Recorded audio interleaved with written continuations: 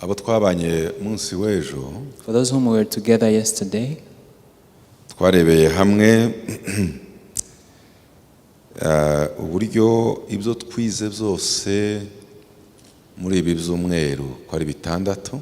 we say that everything we've been learning all these past 6 weeks, guhishurirwa duhabwa Mwuka Wera, receiving God's revelation through the Holy Spirit, ni gute twabihindura ibyacu how can that be our portion? kugira ngo ntitumenye gusa ko Mwuka Wera azayobora, Not only knowing that the Holy Spirit leads, ntitumenye gusa ko azahishura, not only that He reveals things, ntitumenye gusa ko azatwereka iby'amaso yacu y'umubiri adashobora kuba yabona, not only knowing that the Holy Spirit reveals things that our eyes are not capable of seeing. kubimenya ni kimwe, Knowing that is one thing, no kuba byaba ibyacu ni ikindi. and those things becoming your life, it's another thing. Kumenya ko Mwuka Wera ayobora no kuba wamenya ko akuyobora cyangwa kubibona ni ibintu bitandukanye. Knowing that the Holy Spirit can lead your life and allowing Him to lead your life is two different things. Niki rero cyakorwa, niki dukeneye kuba dufite kugira ngo ibyo bibi byacu. So what can we do? What do we need to do so that that can become our life? Ejo twavuze kimwe, Yesterday we talked about one thing, tubasezeranya ko uyu munsi tuvuga icya kabiri. and I promised you that we'll talk about the second thing we need to have. Tubasezeranya ko tuzageza ku cyumweru And upon Sunday, kuri ibyo bibiri twongeyeho ibindi dukeneye kumenya. we'll still add more on those two more things we need to know. Icya mbere twabonye ejo The first thing that we said yesterday ni ukuba twashakisha ubushuti n'Imana. was for us to seek friendship with God. Ubushuti bwacu n'Imana Our friendship with God butuma Imana itubwira buri kintu cyose, it makes God telling us each details, kandi ikabitubwira igihe cyose. and He tells us every details always. Ntibibe ibintu bigarukira gusa ngo mu gihe tuba twagiye turi mu masengesho, ariko bikaba ubuzima. Not only in times where we are praying, rather become our lifestyle. Mwuka Wera akatuyobora mu mirimo dukora, The Holy Spirit leads us in every work we do. Mwuka Wera akatuyobora mu miryango He yacu, leads us in our families. Mwuka Wera akatuyobora mu buzima The Holy Spirit bwa buri can lead us munsi, in our daily life. akakwereka icyo ugomba gukora mu gihe urimo wiyumvira ngo ese biragenda gute. And He shows you what to do where you are wondering of what am I going to do. Twarebeye ku buzima bwa Musa, And we observe the life of Moses. kandi dusanga kugira ngo ubwo bushuti bubeho tugomba kuba dufite ibintu byinshi, ariko twavuze bibiri. And we found that for us to have that kind of life, there are a lot of things, but we said about two that made our friendship with God work. Ni ukugendera mu mahame y'ibyo Imana itubwira. It's to walk in the principles of what God is teaching us. Muzaba inshuti zanjye muri Yohana nimukurikiza ibyo nabategetse. You will become my friends if you obey my commandments. Buriya ubushuti n'Imana tibivukanwa. Normally, becoming a friend of God, it's not something you come out in the world Kandi with. ntibigira kategori yabo byagenewe ngo abandi bireke. And it doesn't concern some people, not with others. Bibiri iravuga ngo Imana yacu ntizirondora ku butoni. The Bible says our God is God of not partiality. Abantu baza barondora ku butoni. People are partial, they make partiality. Uriya ni mwene naka, This one is belonging to this afite ibi family. n'ibi n'ibi. He possessed this and this. Ugasanga ushatse gusa naho umutonesha ukamurutisha abandi. And then you can give him or her a favor other than others. Imana yacu ntigira izo.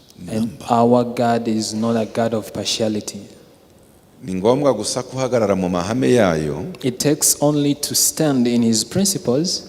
Waba uri mugufi, waba uri muremure, waba ukomeye, waba woroheje, bikagusohora. Whether you are tall or short, whether you are strong or weak, You need only to stand in his umuntu principles. wese ukurikiza ubushake bw'Imana, Every person who follows God's will, umuntu wese ugendera agasohoza ibyanditswe byera kuko bivuga, everyone who brings scriptures come to pass and practice them, azakora ku mutima w'Imana, touches God's heart, Imana ikamuhindura inshuti, and God make him or her his friend.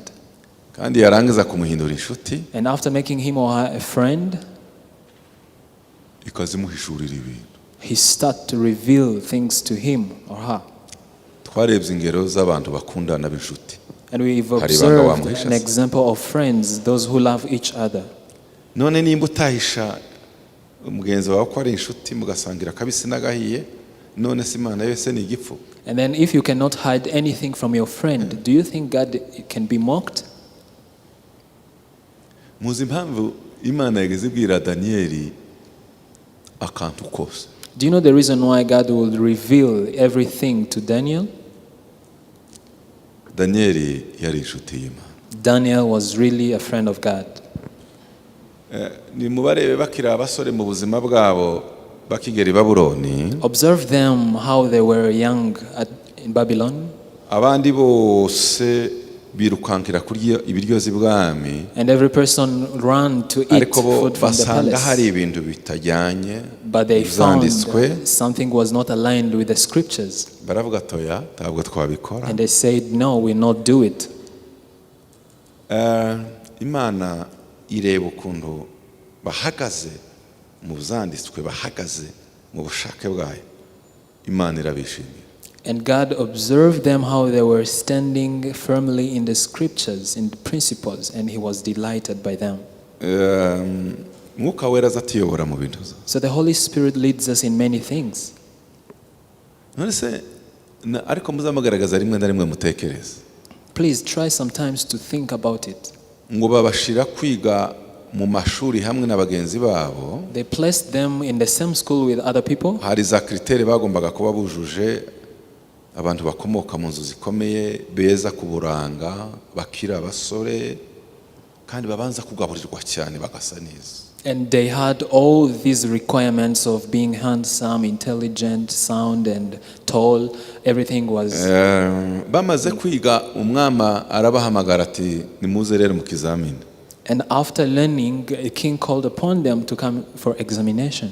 Ngo yabaze ikibazo, And the time he was asking them, abakardaye bagasubiza, Chaldeans would answer, Daniel n'abagenzi be nabo and bagasubiza. Daniel and his fellow mates also answered. Baza gusanga igisubizo batanze And upon marking their answers, kirimo ubwenge buhanitse inshuro 10 kurusha abagenzi be. the answers from Daniel's and his friends was 10 more times Bara than abakarudaya the Chaldeans. no mu ndimi barimo biziga ikarudaya. And even among the languages they were learning was the Umunyamahanga waje Chaldeans. ari umunyagano arusha bene nyiri igihugu kumenya n'ururimi rw'iwabo. A Gentile was really good at language of Chaldeans more than the native speakers. Naho mu muri astronomy, muri mimibare n'ibindi byari ibindi bintu. And even in other subjects like mathematics, astronomy, they were suppressing them.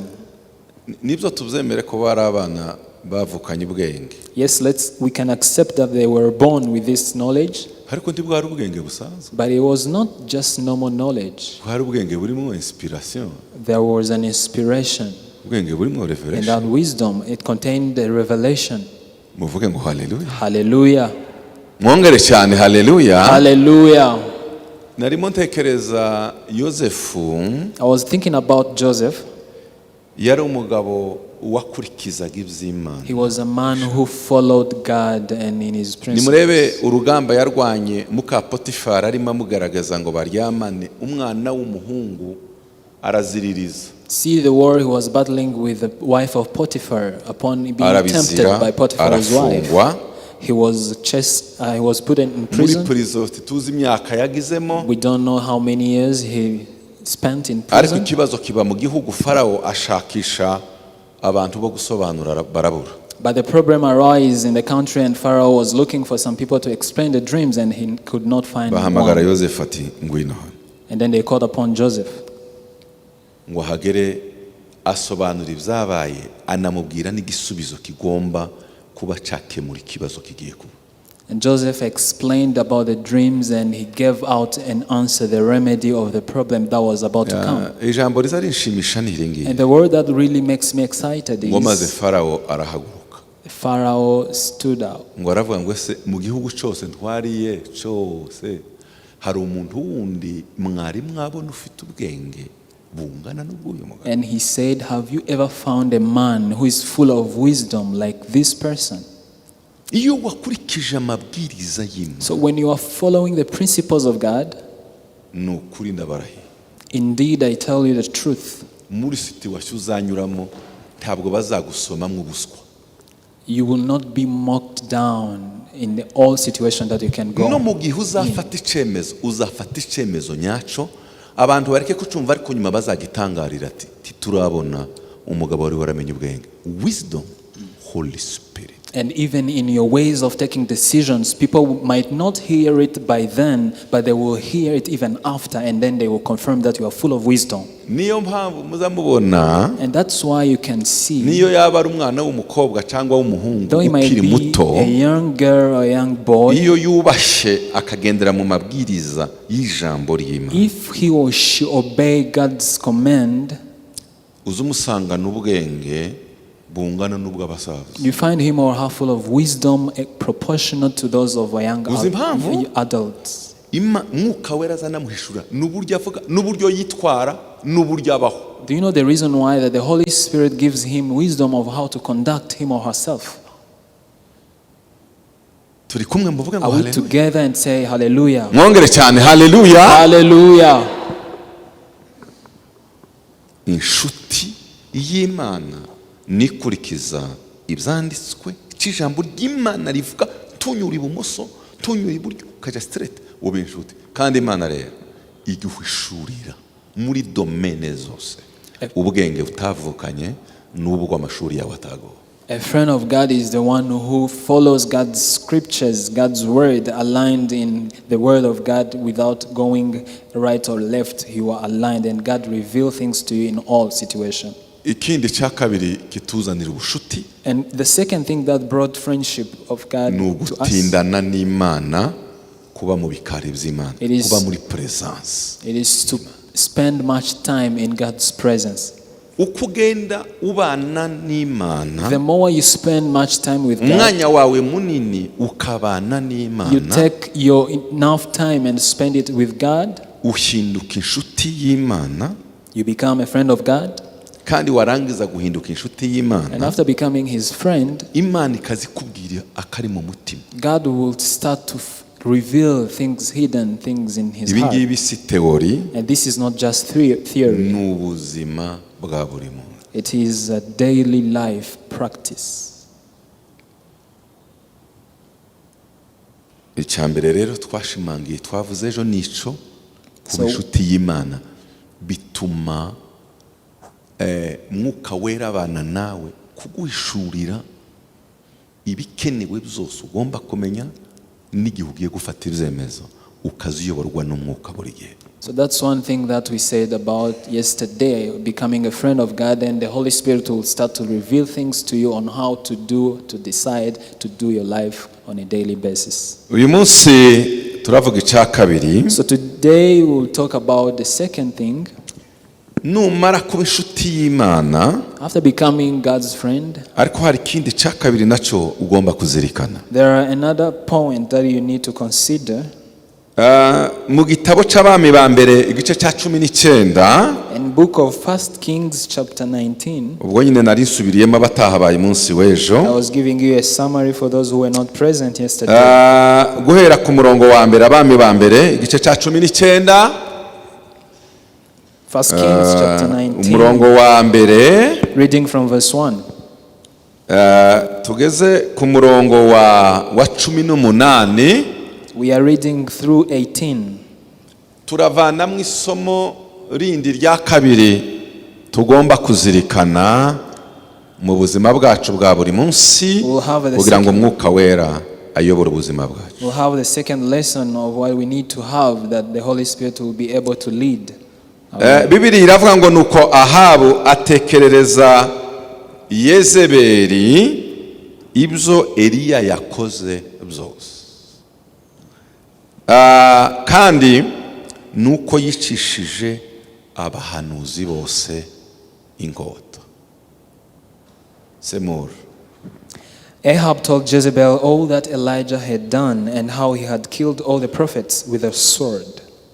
Aya makuru tituyasubiramo. Ahabu yatekerereje Yezebeli. We'll not recall about this story about how Ahab recalled the story about Jezebel. Impamvu tutayasubiramo, the reason why we'll not talk about it, urayasanga ku murongo wa ku gice cya 17 n'icya 18. You can find the story in chapter 17 and 18. Ibyabaye ku gice cya 17 amafaba n'ibyabaye ku musozi wa Karmeli byose. Noneho Yezebeli ntiyarari umwamikazi, umwami niwe waruri Ahabu. Bimaze kuba ngo agere mu rugo ati mpa makuru, amubwira makuru yose. So we'll not repeat of what happened in chapter 17 where the drought happened and what happened on the mountain Carmel. We'll not talk about it because Jezebel asked Ahab about what happened and then Ahab explained through those chapters. Umurongo wa kabiri, in verse 2, Yezebeli aherako atuma intumwa kuri Eliya aramubwira ati ubugingo bwawe nintabuhwanya n'ubwabo ejo nk'iki gihe Imana zizabimpore ndetse bikabije. Then Jezebel sent a messenger to Elijah saying, so may the gods do to me and more also if I do not make your life as the life of one of them by this time tomorrow. Ahita Yezebeli umwamikazi akubita urutoki kurundi ati sha nuko ntari impari ariko nanone ejo sikera tuzabona. And Jezebel was saying herself that if I do not harm you, mama shaho not later than tomorrow. Uko ingabo abahanuzi baba ari nasheri wabikishije inkota ku kagezi sha ejo jewe na. Exactly the same way you killed the prophetess of Baal, I'll do the same to you with a sword. Turi kumwe? Are we together? Muvuge ngo amen. Amen. Noneho Eliya ngo yumve ko umwamikazi yakubise urutoki kurundi. And after Elijah hearing that the princess decided to umurongo kill wa gatatu, Eliya abyumvise atyo arahaguruka arahunga ngo yikize aja i Berisheba y'i Buyuda abariho asiga umugaragu. On verse 3, then he was afraid and he rose and ran for his life and came to Beersheba, which belongs to Judah, and left his servant there. Mukurikire turimo dusoma uko sinje uvuga kuruta Bibiliya kumuragenda mumenya makuru. Let us follow as we read because I will not speak much better than the Bible. Makuru y'ibintu.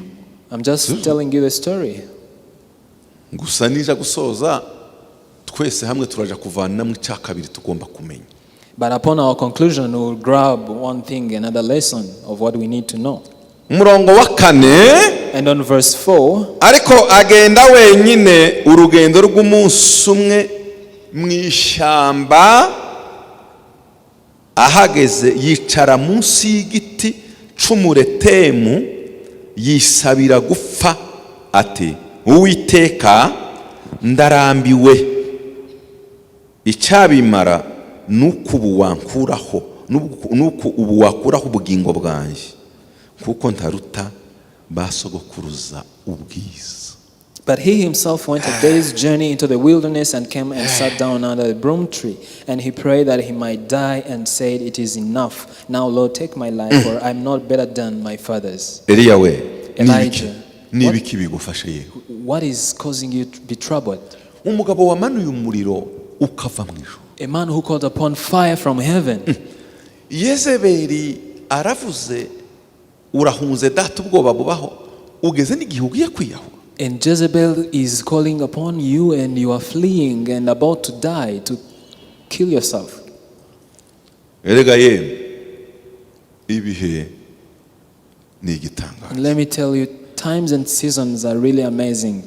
Ubushize naricaye ni kurya umwuka wera azaganiriza. Recently I sat down. This is the way the Holy Spirit gives you something. Nje hari igihe rimwe azanganiriza abantu barimo bavuga mwatangira kuganira gutya gatangira kumva Holy Spirit. There are times the Holy Spirit can start ministering to me while people are talking. Abantu baravuga baganira. People were talking here and there. Numva ko umwuka wera amanura verse muri nje. And the Holy Spirit gave me a verse. Aravuga ngo numva hajemo ijambo rivuga ngo Imana yonyine niyo nyiribihe. And I felt this word saying God himself is the God of seasons and times. Iyo byaje gutyo biba bikomeye. When it comes like that, it is really hard. Nukuvuga ngo harimo matière, harimo contenu umwuka ashaka koniga. So that means it contains some message that the Holy Spirit wants me to pay attention to. Umunsi umwe nugera muzabyumva muzende by'umwuka azaba yadushuriye tubiganire nawe. And one day maybe we'll have chance to talk about these particular things. Impamvu mbivuze. So the reason why I'm talking about this, nta muntu wa control ibi. There's no one who can control time. Eliya aza kuba nk'abakozi b'Imana rimwe na rimwe dusigaye tubona muri ibi bihe by'imperuka. If Elijah could be like the servant of God that we can see in these end times. Zanibaza ari ku musozi wa Karmeli abonye umuriro ijuru rikinguka umuriro ukamanuka nta wacanye impundu zavugiye kuri ako gasozi. Sinzi ko uwo mugabo yari kurumanuka uwo musozi aha yakandagira ku butaka. I often think of what was happening on the mountain Carmel, seeing fire coming from heaven down. I don't know how proud this person could be. Abantu basigaye bakora akantu gato kakitwa kabo za televiziyo zose zigahaguruka. Some servants of God can perform a miracle, a just small one, but they advertise it on televisions here and there. What if you call upon fire from down? Even you boast about little things. How come you brought fire down? So let me tell you this thing. All of you who are sitting here, however you are,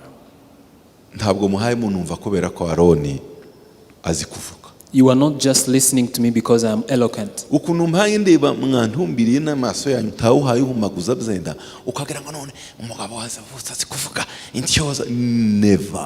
It's not just that I am eloquent, no.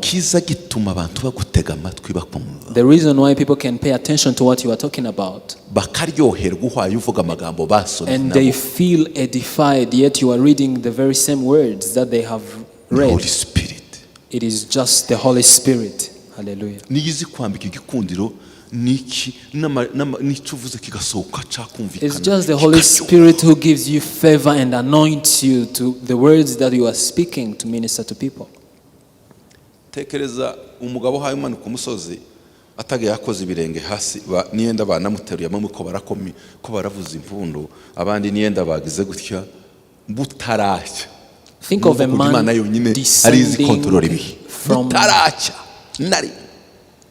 man descending from a mountain who performed the miracle in the dawn of morning.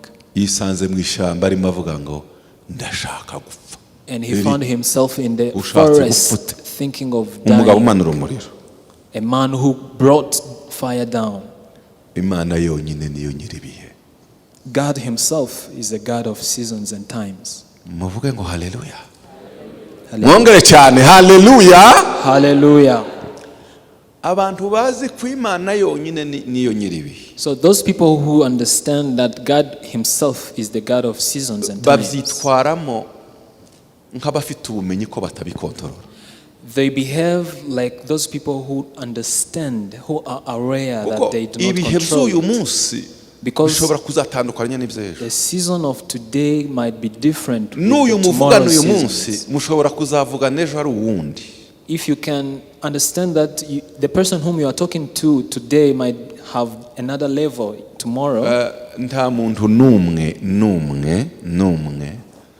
uwotekereza ngo umuhungu w'umukozi mu rugo ukoropa muri saro agakoropa muri za dushe agateka akasimba n'imbabura zari zibaho akabwira boss byahiye karibu ku meza. There's no one who can think of a house helper who mop, who cook, who makes stove and say the food is ready, you are welcome at the table. Ubukana bwinshi akaziza umuntu n'ubusa gusa ngo kubera ko ari boss ngo dore ko azamera. Niyo yokora kamujujubuza akabura amahoro ngo ariko ngo sinza nguhemba. They are just people who are full of anger, who can accuse the house helpers of whatever things they can do. Wotekereza gute ko muka Potifar umunsi umwe azagera imbere ya Yosefu wari umukozi umutekera aha yamuramutsa ngo nyakubaho? Do you think of a time where a wife of Potiphar would salute Joseph, who was once a helper, who was once a cooker?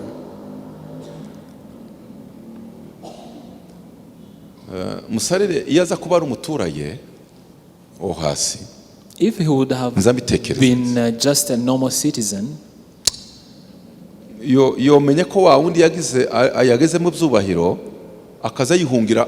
Murabona muri stade amahoro, murabona ukuntu isigaye ingana, akazaja muri za ntebe zimwe za harya hakurya kugira ngo batazahura, ntazanamenya naho yagiye. Naho fonction yakoraga yamusabaga ko yicara muri tribune d'honneur aho Joseph anyura, kuko mukanaka umukuru urinda Farao ko muri bwira ngo umugore se we yaraciriritse kuza kumwicaza irya hakurya, yagomba kugira protocole babandi baza binjira mbere bakicara muri za ntebe zakabugenewe aho premier ministre anyura ategereje ko nyakubaho umwami Farao yinjira, abanza kugenda baramutse abareba bagakubita n'amaso. Yakubaho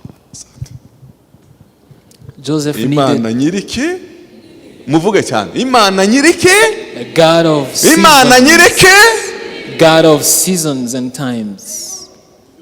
Joseph needed to be in a VIP so that the wife of Potiphar would salute him each and every time he passed by.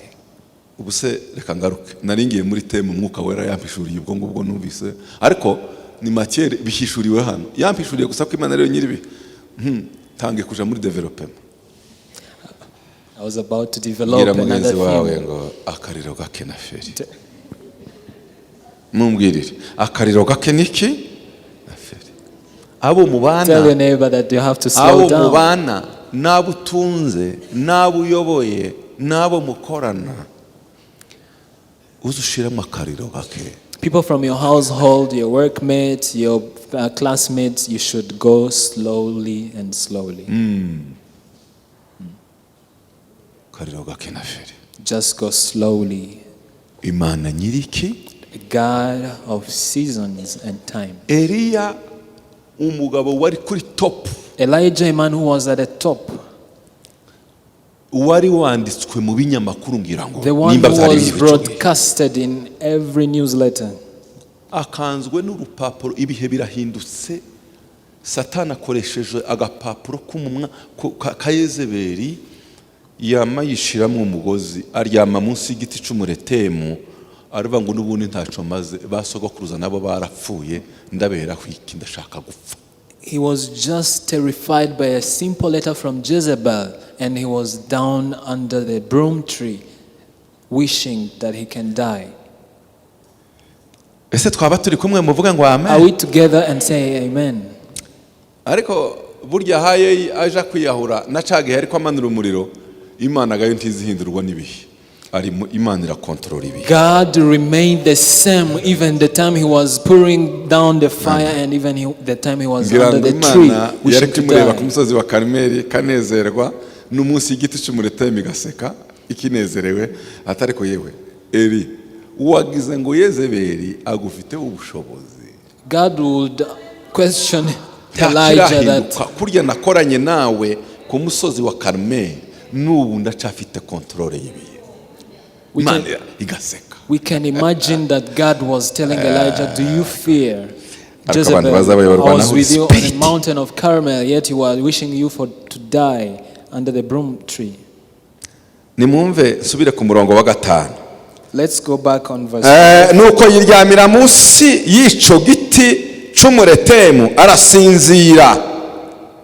Agisinziriye marayika araza amukoraho aramubwira ati byukuriye. Then as he lay and slept on the broom tree, suddenly an angel touched him and said to him, "Arise and eat." I am about to commit suicide and you are telling me to arise and eat. God has really a saying which is very different from the times and seasons we are in. Mu Kinyarwanda haravuga ngo araza marayika araza amukoraho aramubwira ati byukuriye. Suddenly an angel touched him and said to him, "Arise and eat." Arise and eat. Even though you haven't spoken English, arise and eat. How come am I going to eat? He's been commanded by a God of six.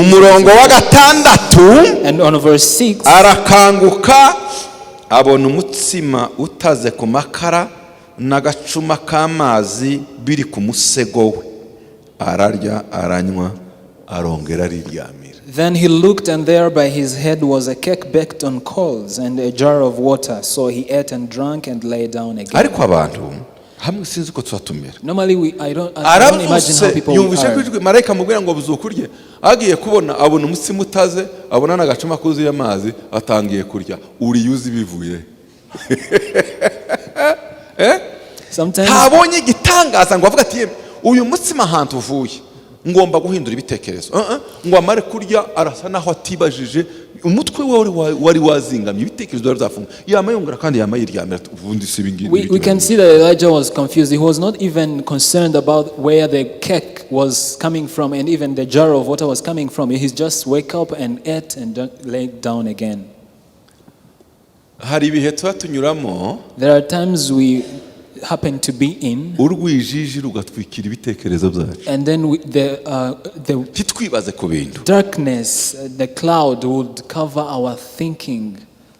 Muvuge ngo haleluya. Hallelujah. Ikintu kintangaza, uyu Eliya, So what amazed me, this Elijah, yapfukamye inshuro ndwi yunamuka He knelt abwira down. umukozi we ngo reba ku he nyanja. knelt down 7 times, commanding his servant to Inshuro ya observe. karindwi umukozi aramubwira ngo mbonye agacu kameze nk'ikiganza. And then So, on the 7th times, the servant of himself told kubera him, ko "I'm seeing ikirere the cyari clouds like a gifunguye hand." mu bihe byiza, Because the heaven was open in a good mu bihe time. byiza ikirere cyari kigifunguye. Good times where the heaven were open. Abwira umukozi we aramubwira ngo genda wirukanke, yabonye agacu gusa kameze nk'iganda, ubwira Ahabu umubwire ngo niyurire igare yiruke mu kanya guhumza no guhumura, imvura iramunyagira atarinjira mu marembo. Niki wabonye akaganza gusa. And he told his servant to run and tell Ahab to run with his chariot, because in a short time it is going to rain heavily. Kandi tuzatubona kubera ko ibintu bikomeye, tuzatubona kubera ko tubonesha amaso y'umuntu. We don't see because times and seasons are very hard. We see because we are in the spirit. Ariko hano amaze kurya abonye umutsima atazi yuvuye yanyoye ki, arongera kandi kuko yatwikirijwe n'ibihe. But here is the different case. Arafungura umutwe. He woke up, he saw the jar of water, he saw the baked cake, he ate, and just he goes Murongo wa back to lay down karindwi, and sleep. And on verse 7, marayika w'Uwiteka agaruka ubwa kabiri, aramureba atuye umuntu, agaruka ubwa kabiri, amukoraho aramubwira ati byukurye. Umva impamvu noneho yongeye ikindi. listen the reason why the angel came back to tell him again to eat. Impamvu ndimo nkugaburira The reason why I'm feeding you. igaragaye hano, byukurye It is there. kuko urugendo ari runini rugukomeye. Arise and eat, for the journey is too great for you. Kuvuga ngo So it means humura, be at peace. ibyo gupfa bivemo. You should no longer worry about dying. Mu Giswahili niko kumubwira ngo ukingali na kazi, wewe ukingali na kazi, uracafite ibyo gukora. You still have things to do. Arise, wake up. Uragira ute? Simama, Arise, wake up, eat. dame, Eat. kubera ko kazi ikingali. because the work is still great for you. abanejejwe n'aya makuru ya Bibiliya bavuge ngo For amen. those who are rejoicing for the words, may say Mwongere cyane amen. Amen.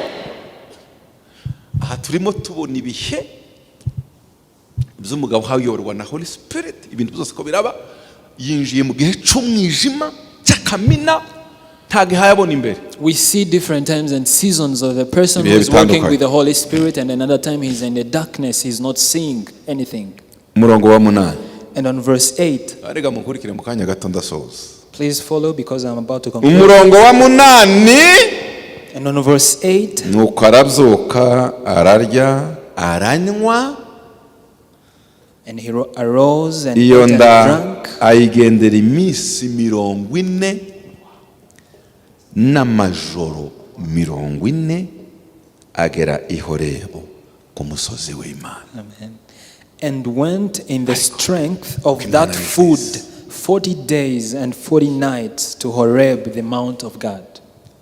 Hallelujah. Bwira mugenzi wangu urakagaburirwa n'Imana. To be fed, may you be fed Ariko by yewe, God. umuntu yorya agahaga akagira ukwezi kose n'iminsi 10 atarasonza tutemo. Hari ahandi mwari mwabyumva muzaje mu maresitora yose yanyu yo muri iyi si ikomeye hano, nimba ni muri za Serena na za Marriott na he, muzaje mu maresitora babandi n'abateka n'abashinwa n'abaethiopiyani n'abamurye mumbwire ibyo biryo mwariye muri iyi si.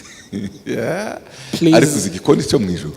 Go and try every dishes from every restaurant here in Kigali. Come tell me. Ubu niho nshumva ko umugati waturutse mu ijuru kabisa. Hallelujah. Ariko watetswe neza. This is the time I'm hearing and understanding that this bread really came from heaven. Muvuge ngo amen. Amen. Abanejejwe n'inkuru muvuge ngo amen. Amen. Noneho agenda iyo minsi 40 n'amajoro 40 agera ku musozi wa Horeb. He went in the strength of that food 40 days and nights to Horeb, the mount of God. Mwumve sasa. So listen. Agezeyo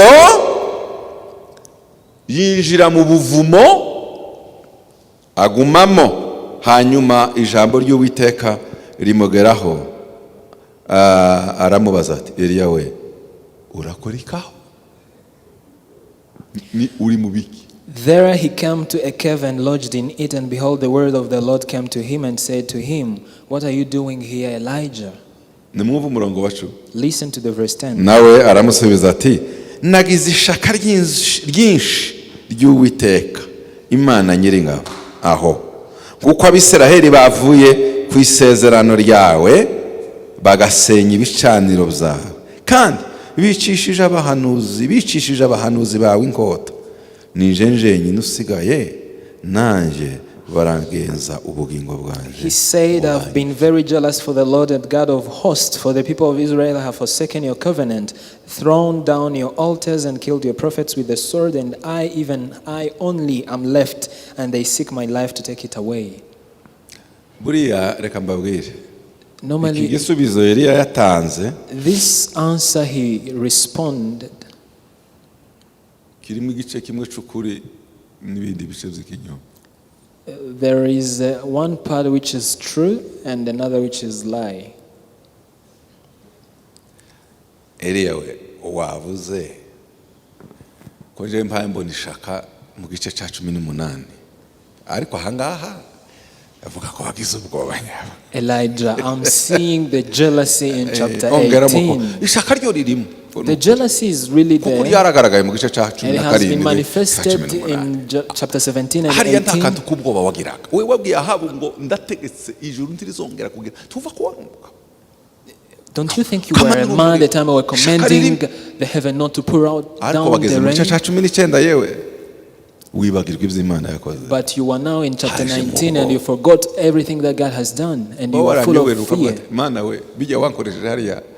None sinzi bwokanyagwe ubwoba ho gaturuse. Uzi ko urwandiko rwa Yezebeli rwanyeganyeje kamaniro kamasigamana. At least be true to yourself and say, God, I don't know what happened to me. Jezebel is chasing after me and I'm afraid. Ariko koko uyu mugabo yari afite ishaka. But indeed, this man had a Sinzo ndi jealous butindeho. zeal. Noneho ngo asubize atyo umurongo wa 11 And after responding that, on verse iramubwira 11, iti Imana sohoka uhagarare ku musozi imbere y'Uwiteka. and he said, "Go out and stand on the mountain Sohoka before the Lord." uhagarare Go out and musozi stand on the mount imbere y'iki y'Uwiteka. before the Lord. Mureke mbabazi. Let me ask you, Iri jambo risobanuye iki? what is this? What does this mean?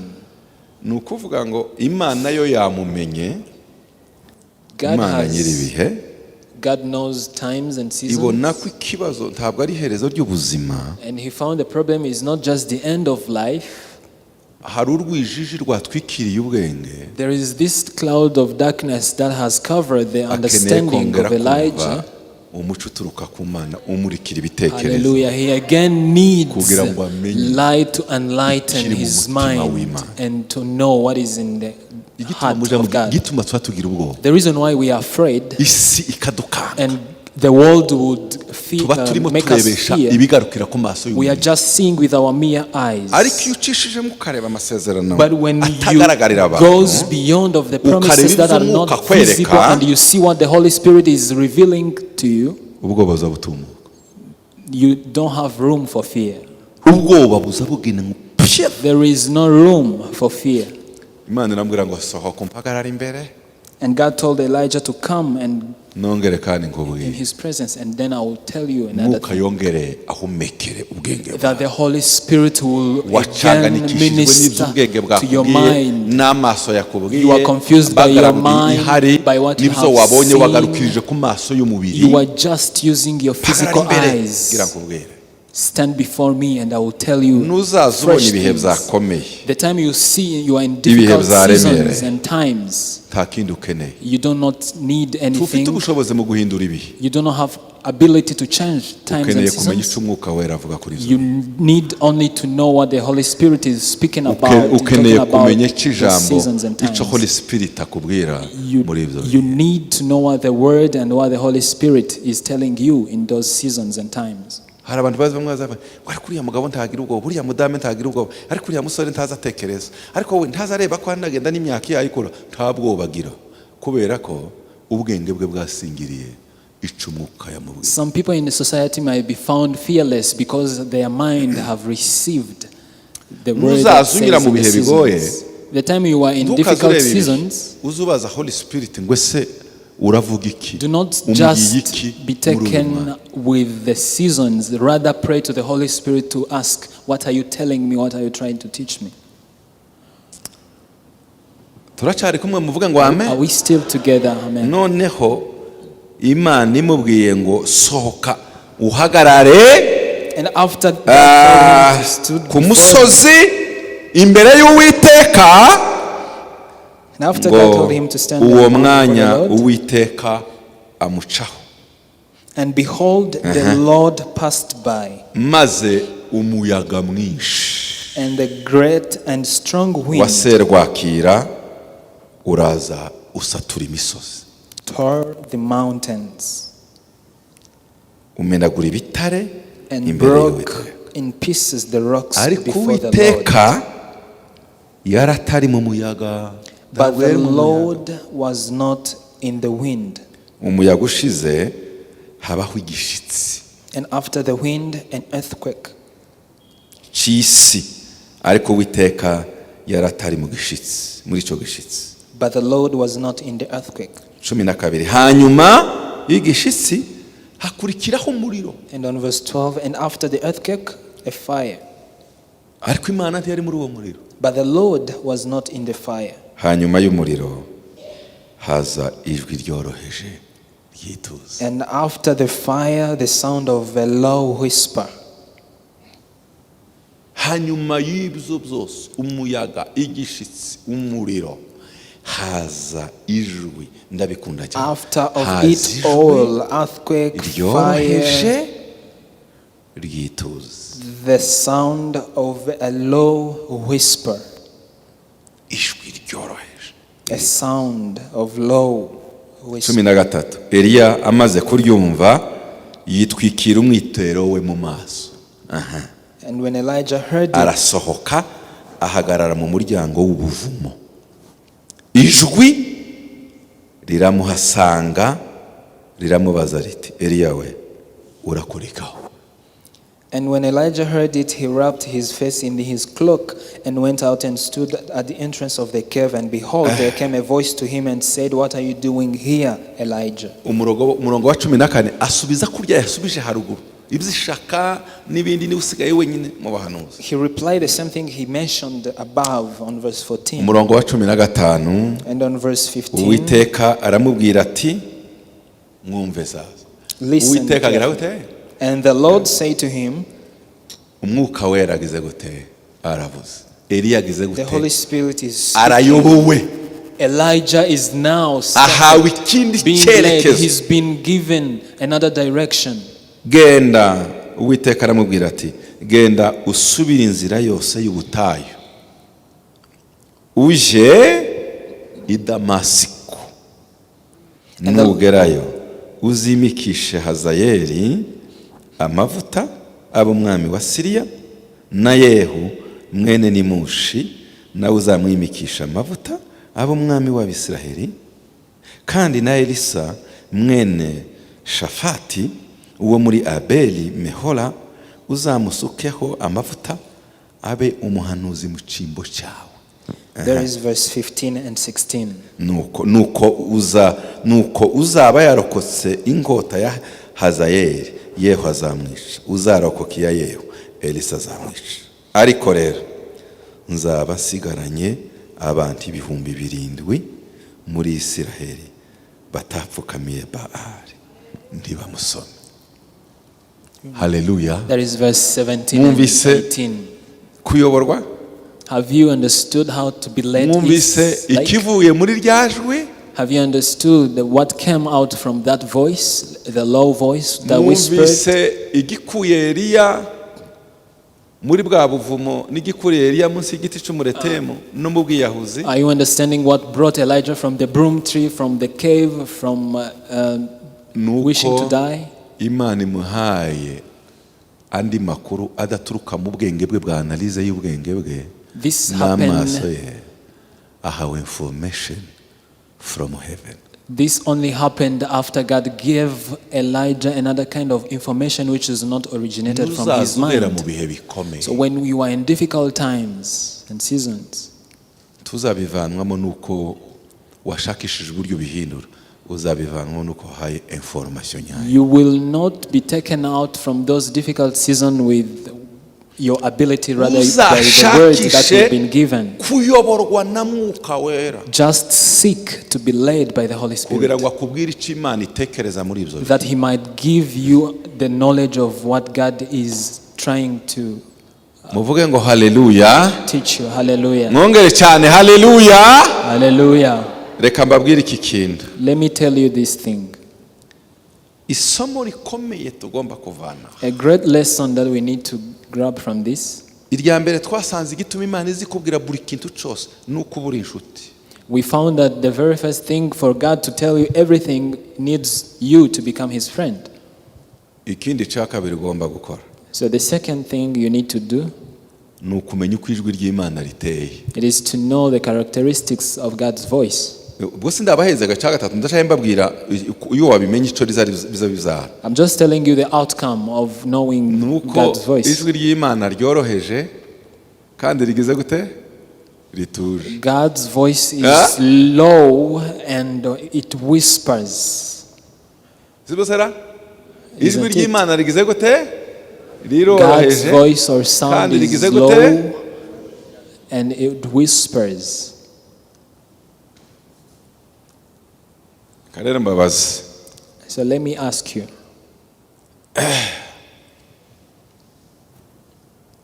Uri muri Nyabugogo. Uri muri Nyabugogo. If you can happen to be in Nyabugogo, Hahandi mu isoko. Mpezi nyanya. Mpezi ifu. Muza muva uzaba mu kintu ko wa ukazoberwa umuntu wayivuga wariho. in that loud voice, chaotic voices of many people. Y'umuntu wa kure telefone y'umuntu wakure kubera ko ari kure ijwi rye tuhawurisingira vuba kubera ko riri kure. And someone who calls you from afar because the voice is coming from afar. Uzugira utegura ngo uryumve. It is difficult for you to listen for that low voice. What do you do to pay attention of what is here? Uzuhungurusa kukirukanka ukaza wagera nka hano ukicara. Halo narimo nkubwira oya burya nari mu isoko hari n'ibyuma byarimo bivuga sinariko numva ariko ubu ngubu ko ndakumva neza. You withdrew yourself from the loud voices and you go in a quiet place so that you can start to hear the person who is calling. Yarangiza ngo kumvise neza. And then the person can confirm that I'm now hearing you very well. Thank you. Ko muzamenya kumva amatelefone yabahamagariye mu isoko ya Nyabugogo. How come you understand people who are calling you from Nyabugogo and you know what you are ought to do? Nigute mutazamutekereza ico mugomba gukora kugira ngo muje kure y'urusaku. How come you don't mwumvijwe ry'Imana rituje? Know to withdraw yourself from the loud and chaotic voices and then you hear from God and what is wanting you to do. Ntabwo ijwi waryumvira mu mitingito y'isi ngo uryumvire mu muyaga mwinshi ngo uzumvire mu muriro uhinda. You cannot hear from the voice from the earthquake, the wind, this great sound. No, it's not possible. Muvuge ngo amen. Amen. Mwongere cyane. Hallelujah. Hallelujah.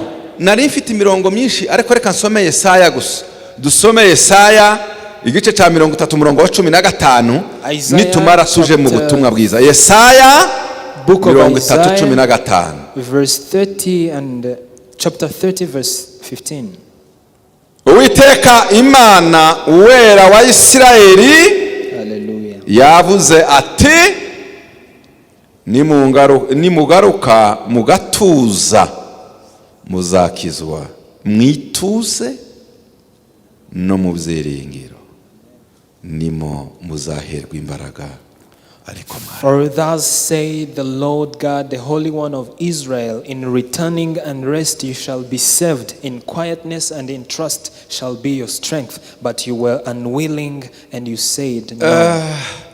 Matayo igice cya 14:23 Matayo. Matthew chapter 14 verse 23. Igice cya 14:23. Chapter 14 and on verse 23. Haravuga gutya ngo, it reads like this. 14:23. 14 and on verse 23. Uwo mwanya ahata abigishwa be ngo bikire mu bwato babanze hakurya amare gusezerera abantu. Amaze kubasezerera aragenda azamuka umusozi wenyine. And after he had dismissed the crowds, he went up on the mountain by himself to pray. Bwari bugorobye ariyo wenyine. When evening came, he was there alone. Uwo ninde? Who is that person? Ninde? Who is that person? Abigishwa baragiye amaze gukora ibitangaza asezereye abantu aho kubasanga ngo aje kubicaramo azanga umusozi wenyine. The disciples left and all crowds left him, and then he went up on the mountain to pray. Ariherera. And the Lord Jesus Marko igice cya mbere 35. Gospel of Mark chapter 1 and verse 15. Haravuga gutya ngo nuko mu museke arabyuka arasohoka aja mu butayu asengera. Mu museke ibintu bibiri bikomeye. Mu museke ibintu byose byacecetse. Number one, in down of the morning everything is quiet, and secondly, in wilderness everything is very quiet. Yes, agirate asengera. Agirate. Jesus was praying over there. Muri Luka igice cya 5 Luke chapter 5 and verse 16. 5:16. Luke chapter 5 verse 16. Haravuga gutya ngo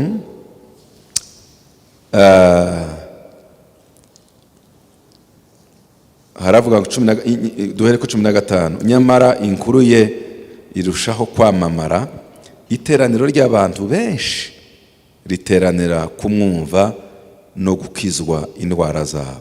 16. Ariko we abavamo yiherera mu butayu arasenga. Agira ate? Verse Yiherera. 16, but he Ariherera withdraw to desolate mu butayu places arasenga.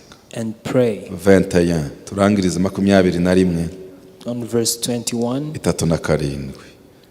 Iminsi yose yirirwaga mu rusengero yigisha, ariko bwakwira agasohoka akarara ku musozi wa Elayono. Iminsi yose abantu bose bakazinduka mu gitondo bakajya aho ari mu rusengero kumwumva. each day Jesus was teaching at the temple, and each evening he went out to spend the night on the hill called the Mount of Olives, and all people came early in the morning to hear him at the temple.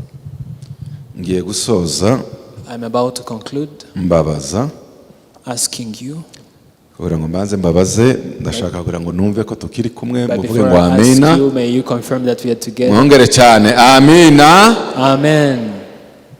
Mu byo twize muri iyi minsi 40, Among the things we learned in these 40 days, nta kintu cagarutsweho gisobanura ngo isengesho niki. have we not come across on the things that repeated itself about Rigizwe us? n'ibice bingahe? What is prayer and what is its component? 2.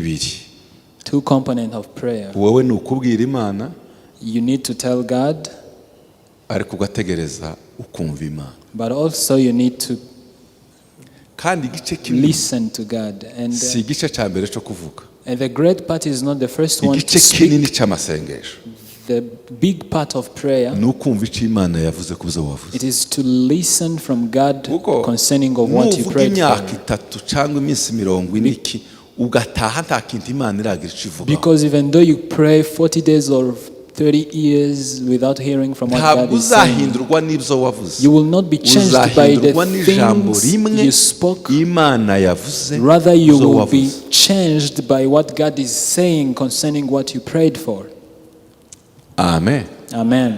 Ni ukuvuga ngo kimwe muri parti ikomeye y'isengesho ni ukumva, ni écoute, So, gutega amatwi. this shows us that the great part in prayer is for you to open your ears Niba and ushaka listen. kuzaza uyoborwa n'umwuka, So if you need to be led by the ugasingira Spirit icyo Imana ivuga and receiving kwereka mu what mutima wawe, God is showing you in His heart, uba inshuti y'Imana. become His friend. Icya kabiri, Secondly, shakisha ahantu hatuma utega amatwi neza ibihe n'izindi nsaku ntibisakurize ijwi ry'Imana rihari kuganira. seek the quiet and isolated place which you will not be disturbed to hear the voice of God.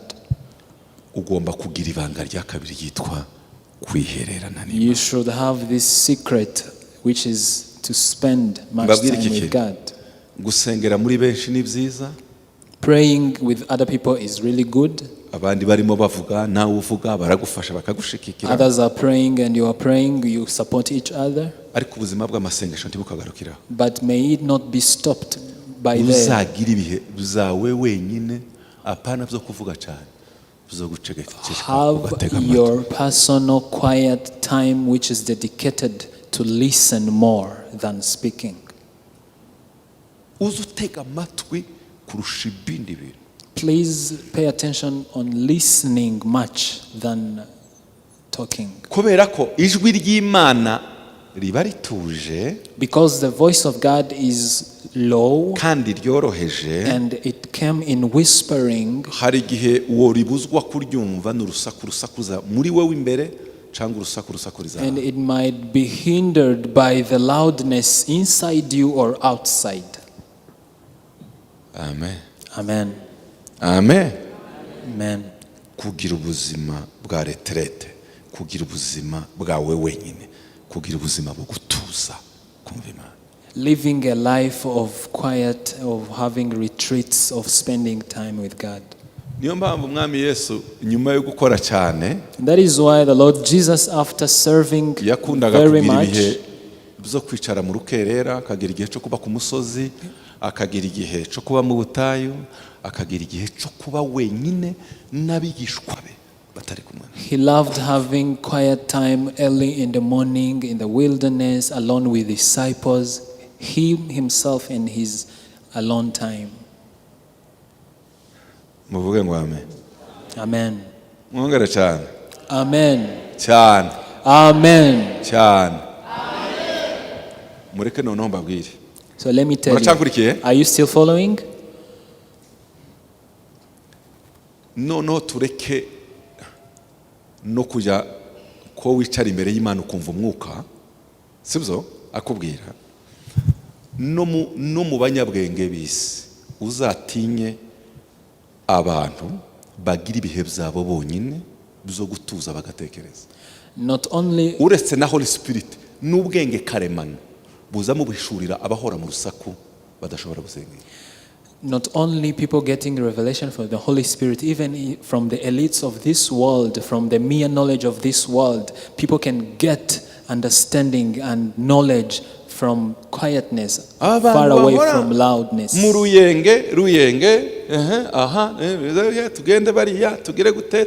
who live in chaotic life, let's go visit, let's go do this, and their whole life is messing around.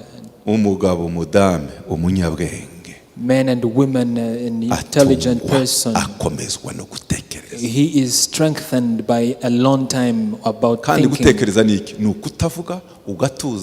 Ukaronka inspiration burya uretse na Holy Spirit n'abantu bazi ubwenge iyo atuje ubwenge bwe buza bukora cyane bukamuhishurira n'ibyo atarafite kumenya mu rusaku. Even for the wise people, when they are quiet, they get much more understanding of the things than when they are in loudness and muvuge ngo amen. Amen. Buriya ndabaha exercise, ndabasaba ngiye kubaheza homework assignment. I'm going to give you an assignment. Mugende mufate gahunda none turangije iminsi 40. Fata indi minsi nkingahe yawe bwite, ujane Bibiliya uyirambike, uzane karne ushire hariya, ushireho ikaramu, nimba ugira irungu ushiremo la musique douce icecetse gusabuke iramye Imana icecetse, numara ufata umunsi ucecetse. So I'm giving you utanditse ibintu muri iyo karne bizakugirira akamaro bihindura ubuzima bwawe. I'm giving you an assignment after these 40 days. Please take enough time, maybe some days. Take your Bible, take your notebook, go in a quiet place. If you are bored, put on simple songs. If you cannot come out with things that will really help you in this life. Tuzaba ufite umwuka wera. Ariko uretse n'umwuka wera habe n'ubwenge bwawe bwonyine buzatuma wandika nibura amagambo 3 mu kibazo urimo. Unless you don't have the Holy Spirit, even your knowledge only will give you insights of what things to be helping you. Nakundaga umugabo w'Imana, umukozi w'Imana cyane hano mu rusengero. I love the servant of God whom we talked much. Yari mu businessman. He was a businessman, very successful. Uri busy wagaze usanga ari busy iki. A very busy person. Ariko agakora iminsi yose yagaza vendredi akaja muri retraite. He would work all 4 days of the week, and on Friday he would go in retreat to receive another fresh inspiration which will help him to start over next week.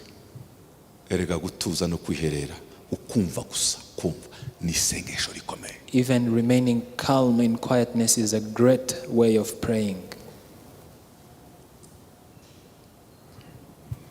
Eliya urugendo yagize iminsi 40 ari wenyine, nta wamusakuriza, ndaki ari mu buvumo rusaku ruraza bindi n'ibindi. Nyuma yaho yumvisijwe arasohoka atega amatwi de A a Z. Elijah spent 40 days and night without having anything, but when he came across and understand the voice, he stopped and came out to listen. Erega Imana ntizivuga nk'ihaye ikangana cyakini nk'umuntu waje ya we izi kubwira ngo mwana wawe. God doesn't intimidate you when he's speaking. He just came quietly and saying, "My son, I love you so much." ikamanura verse imwe gusa, and he would bring just one verse. ukayitahana iminsi 40 yose imwe, Just ikubiyemo one ibisubizo. verse can carry you all 40 days. Rimwe nigeze kuba mu masengesho, One day I happened to be in prayer kugira ngo tuhabwe orientation that we might receive another direction. mu gutaha mwuka wera mpereza verse imwe iyo muri Petero imwe. And upon completion of my prayer, the Holy Spirit just gave me one verse. maze mfata Bibiliya ndayisoma, And I took my Nyarwanda. Bible, I read it. mfata Bibiliya mu Giswahili, I take my Bible in nsanga mu Kinyarwanda and in Giswahili wahaye havuga Swahili. neza. And in Swahili language, it was really well spoken. Sinza nibuka niba no mu Gifaransa narasomye, I'm not sure if I read also in French. kandi nari natuje. And by then I was really quiet. Namafata ya verse ndayishira hano ndaceceka, And then I grabbed my verse to my chest and I was quiet. kandi nuzaza urangiza ya karine yawe uzugira ihe cyo kwisubiramo, ugenda usubira mu by'umwuka agiye kubwira, ugenda uverifya ibyagiye bisohora. And please take time even afterwards to observe what happened and what was accomplished from what the Holy Spirit told you. Mu gihe mwiherereye muri ekute icy'umwuka yavuze ntuzi ukiyoberwa, igiturutse mu ijuru ucyandike muri amagambo buke, si byabuze gutegeza ngo se bizasohora, tubike uceceke. Nubona satani yagize gutya umanure nanga kakujya bato izigira, usome ijambo, nyamara Imana yambwiye gutya, yambwiye gutya. Train yourself to write down things that the Holy Spirit is telling you to, and then note them down. And when you're in difficult times, please go back and observe. Ufite byinshi yumvise mu gihe yatuje imbere y'Imana arakurusha ubutunzi taho muhuri. The person who has received things from God in his quiet time is much more rich than you. Shuti y'Imana, becoming a friend of God. Icyakabiri, secondly, ibihe byo kwiherera wumva Imana. Times to spend with God alone, listening to Him. God is not the God of Elijah. He is also your God. He can speak to you. He can talk to you. In the name of Jesus. Amen. Mana yo mwijuru turagushimiye. Lord God, we thank you. Waduhaye mugoroba mwiza wo kwiga. For giving us a beautiful night to learn. Uzadutoze kuba abantu batuje. May you teach us to become quiet people. Bafite igihe cyo gutuza imbere yawe. Having quiet time to be in your presence. Kuko mwituze niho uzudutabarira. Because in quietness it is where our salvation maze dusingire ico watugeneye. That we may receive things that you have prepared for our lives. Udutoze gutuza. Train us, Jesus, to be still. Kubw'icyubahiro cy'izina ryawe. For the glory of your name. Mu izina rya Yesu. In the name of Jesus we pray. Amen. Amen. Murakoze. Thank you. Mbwirira mugenzi wawe ngo witoze kuzaza utuza ukumva Imana. Tell your neighbor you need to practice to be quiet and listen from God.